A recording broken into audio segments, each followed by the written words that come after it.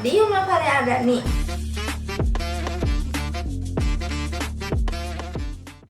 Dina kesempatan ieu abdi bade nyaritakeun sasakala Tangkuban Perahu. Munggia aya mangpaatna.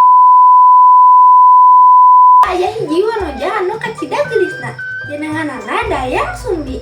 Anjeunna hidup nyorangan di hiji leuweung di baturan ku anjing satia anu dingaranna Si Tumang. Hiji mangsa nalika Dayang Sumbi keur nenun, alat tenunna murah kahandap. Anjeunna ngucap janji, saha wae anu bisa nyokotkeun eta alat bakal jadikeun calaki.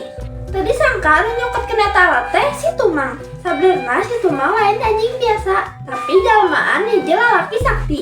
Di kajadian eta Dayang Sumbi ngagaduhan saurang putra anu dingaranan Sangkuriang. Sangkuriang tumu janten nonoman anu gagah jeung resep moro. Dina hiji poe anjeunna angkat ngaleuweung jeung Si Tumang. Kusabab temenang buruan anjeunna teh embek nepi maehan Si Tumang. Tanpa terang nyaeta teh bapana sorangan. Dayang Sumbi terang nyaeta teh hati Si Tumang. Anjeunna kacida sedihna jeung ambek pisan.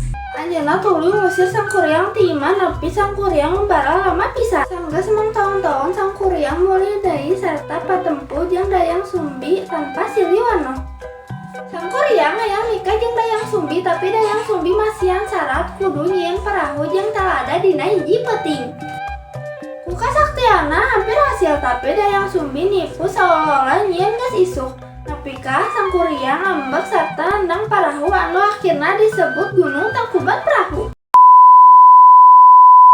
Sakitu anu tiasa abdi carioskeun, munggia janten pelajaran keur urang sadayana. Hatur nuhun. Wassalamualaikum warahmatullahi wabarakatuh.